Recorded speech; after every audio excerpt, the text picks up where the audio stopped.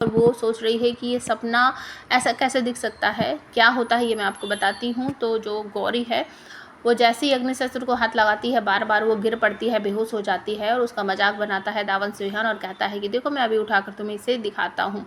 तो बेचारी गौरी वहीं पड़ी रह जाती है और उसे छोड़कर चला जाता है। और जो वो मैंने अग्नि वाली अंगूठी आपको बताई थी जो कि केसर की है, वो घूमते घूमते आकर गौरी के पास ही गिर जाती है। हर्ष, अर्जुन, सिया उस अंगूठी का पीछा कर रहे थे, वो सब भी देखकर चौंक जाते हैं कि ये अंगूठी जो है आकर भाभी के पास गिरी है। और तभी अर्जुन बोलने लगता है मेरी भाभी रिश्वा है और रिश्वा की बहन केसर है, ये कैसे हो सकता है।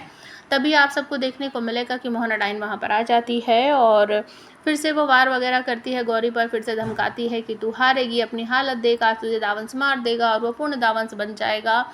और गौरी जो है तभी तुरंत खड़ी हो जाती है और वो अंगूठी जो है वो भी उसके साथ साथ खड़ी होने लगती है, हवा में झूलने लगती है। गौरी उसे उठाकर पहन लेती है और कहती है मोहना बस अभी तक तुमने बहुत कुछ कर लिया, अब मेरी बारी है।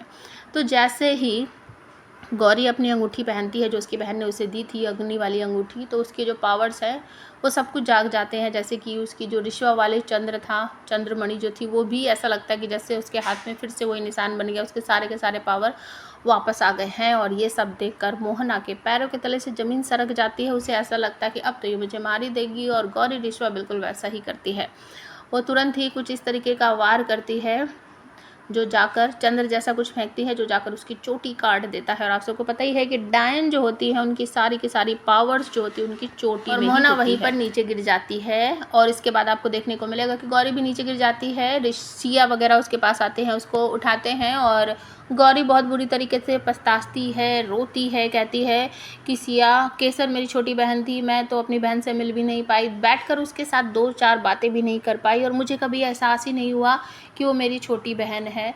सिया कहती है ये सब हमें भी नहीं पता था, लेकिन ये अंगूठी जो हर्ष के पास थी ये उसी ने दी थी केसर ने और कहा था कि ये मेरी बहन तक पहुंचा देना, तो हमें भी नहीं पता था, हमने तो बस इसी तरीके से एक तुक्का लगाया था कि हो सकता है ये खुद ही ढूंढ ले जो इसकी असली मालकिन है, ये तुम्हारे पास आकर गिरी है।